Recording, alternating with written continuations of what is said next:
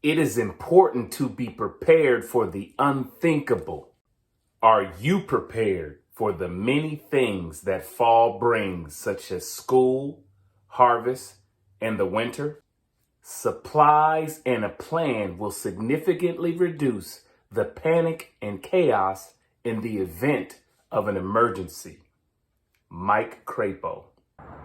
Greetings and welcome to another episode of My Natural Life, where we inspire your mind, body, and spirit the natural way.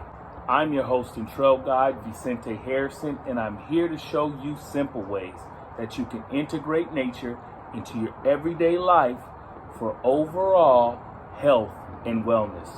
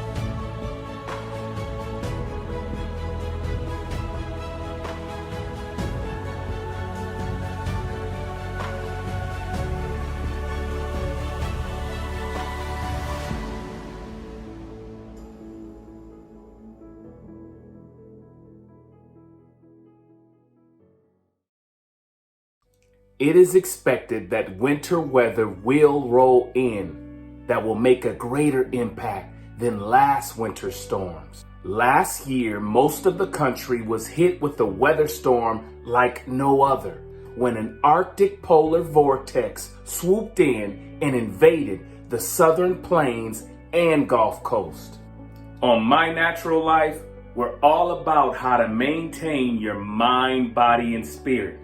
And in response, we dedicated an episode for our viewers on how to regain your peace in the storm. Check it out. Now, in the past couple weeks, most of our nations has been hit with inclement weather of epic proportions, leaving millions of dollars of damage in its wake, and not to mention the loss of precious lives in that process.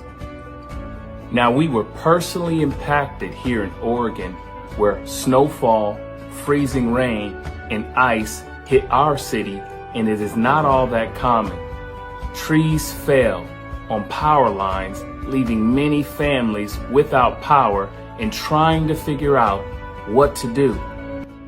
At this time, we'd like to offer some basic suggestions for preparation.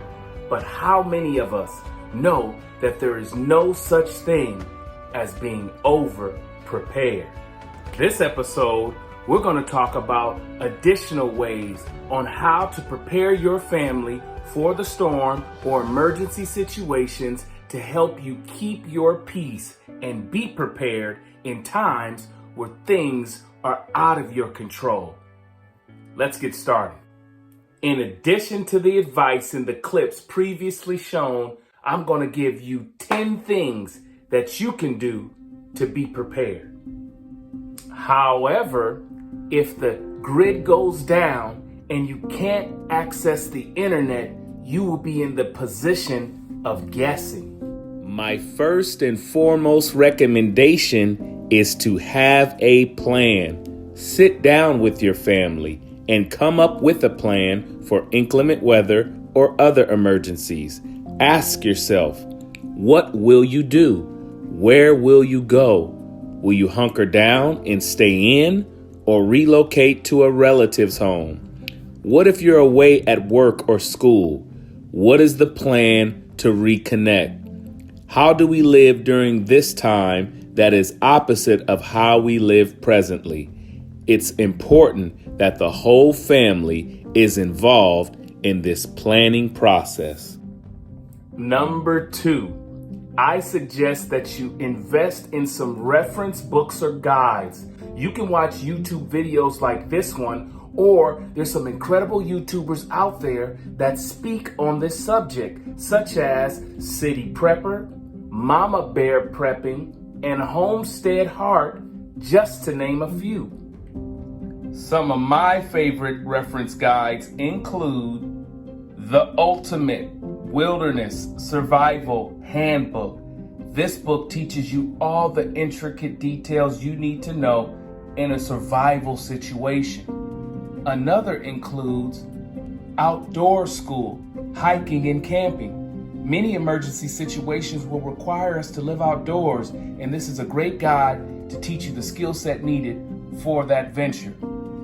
You should always have a book on your local government and what will be available to you in emergency situations. And I always like to have a general reference book. This book of inside information covers topics that we often forget about and make sure that we can keep the hammer on the head of the nail in emergency situations. Number 3, make sure your pantry is stocked. Not just your working pantry, but a stash of non-perishables that you can pull from in case your cooking source goes down. And that brings me to number 4. Number 4, find an alternative way to cook. We're looking to purchase a Comin tabletop butane gas camping stove, as well as a Blackstone tabletop outdoor griddle that runs off of propane. Both are from Walmart and are under $100. Number 5, invest in ways to keep heat in your space. Designate a safe room. Make sure to have blankets and tarps available to seal off doorways and cover up windows where cold air might get in. Having a tent is essential for your family. My family would need a 4-person tent. We would insulate that tent with blankets and make sure to have sleeping bags and inflatable mattresses available so that your family can remain comfortable inside and be able to keep each other warm. It is also important for you to remember to invest in a generator. Now, you don't have to go out and spend $1,000 on a generator to heat your whole house. Stay practical. You can invest in a modest generator that can be powered by solar energy that you can use to help keep charge your small devices such as mobile phones, small heaters, and flashlights that you can keep in your safe room so that you can stay in contact with your friends and loved ones. Candles are an additional item that are not only good for lighting, but they can also bring warmth to a room. Have some fresh candles available on reserve, as well as fresh batteries. Batteries can be used to help fuel a small lantern. You can get small lanterns for as low as $5 at Harbor Freight that will be helpful during the night. Finally, keep a hand crank AM and FM radio available so that you can stay abreast of what's going on with the weather outdoors in case of power outages and lack of access to your phone. Number 6, get the kids involved. Have them collect a box and fill it with games and books that they enjoy to help ease boredom. And you and your significant other also collect magazines and activities that you enjoy to help you as well. Number 7, prepare a closet or a bin that consists of hat, scarves, gloves, jogging pants, thermal tops and bottoms, things that can be layered on or layered off during an inclement weather event. Number 8, put together an emergency kit in case you have to leave your home. I recommend a kit for your vehicle with all your vehicle major maintenance needs. Also, a bag for each family member that consists of clothing, hygiene, and personal items. Also in your emergency kit, you should have water, and food, and your emergency documents in a water and fireproof envelope that can also be found on Amazon. Other additional items you should have is a blanket and a tent, as well as a well-stocked first aid kit.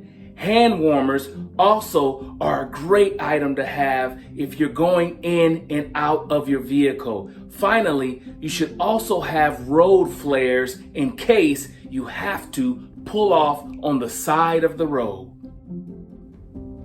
Number 9 and 10 speaks to self-care on an individual level. Take time to pray, meditate, and read to gain some peace on a spiritual level. Another idea is to have each family member complete a care package and fill it with positive and inspiring items that are soothing and calming and that can appeal to all of your senses during times of distress. Some suggestions for sounds can include downloading nature sounds or calming instrumental music on your cell phone. For smell, toss in some of your favorite lotions or put together a small jar of spices such as cinnamon sticks, cloves, or dried lavender. For taste, including your favorite candy or snack. Or for sight, have some of your favorite photos, postcards, or happy times, affirmations with images and quotes. Finally, touch, you can include Play-Doh, a worry stone, stress ball, tactical beads, or a piece of soft material.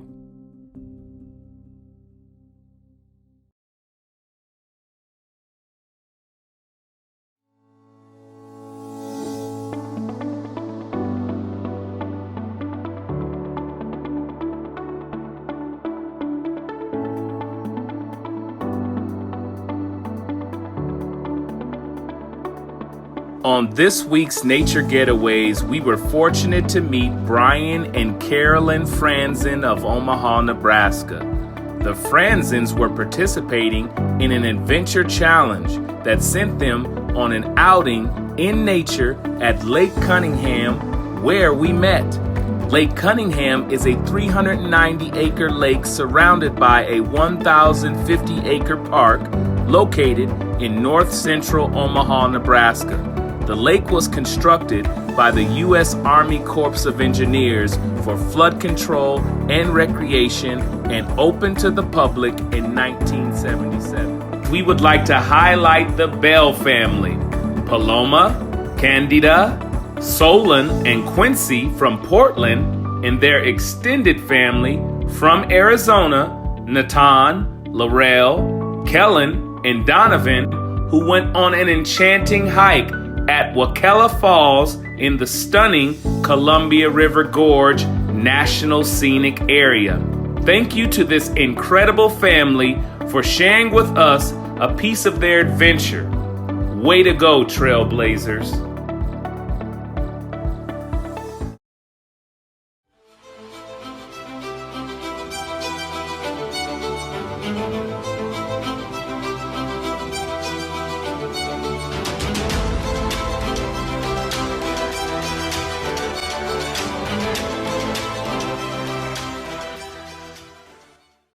This season, we have introduced a segment called Creature Feature, where I highlight one of my favorite topics, wildlife. This episode, we are spotlighting the American coot. The American coot is a plump water bird with rounded head, red eyes, and sloping bill, and is also known as a mud hen that is commonly mistaken for a duck. American coots are distant relatives of the duck, belonging to a separate order. Adults are dark gray or black with a white bill that is tipped in a ring of black. Unlike the webbed feet of ducks, coots have broad lobe scales on their lower legs and toes that fold back with each step in order to facilitate walking on dry land. Coots are reluctant and awkward flyers. They must run, pattering across the water surface and flapping madly to lift their heavy bodies into the air. Coots also live near water, typically inhabiting wetlands and open water bodies in North America. Groups of coots are called covers. Coots are ruckus, loud birds that utter a variety of grunts, crackles, and croaks. The American coot is a migratory bird that occupies most of North America and lives in the Pacific and southwestern United States and Mexico. The American coot can dive for food, but can also forage and scavenge on land. Their principal source of food is aquatic vegetation, especially algae, yet they are omnivorous, also eating arthropods, fish, and other aquatic animals.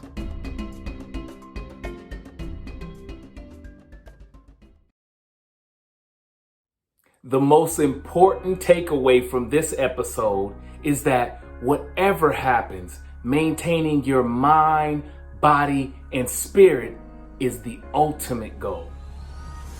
Remember, we may not be able to control the weather, but we can certainly control how we're able to respond to it by preparing our families. This has been a very informative episode, and we hope that you take some of the tips that we've shared and incorporate them into your lifestyle. Remember, we're all in this together. If you enjoyed some of the content that we've shared thus far, please subscribe at the TACG YouTube channel. And while you're there, share some of the content that you see with your friends and loved ones, and hit the notification bell below so that you don't miss a video. As we always say, until we meet again, stay peaceful, stay healthy, and stay natural.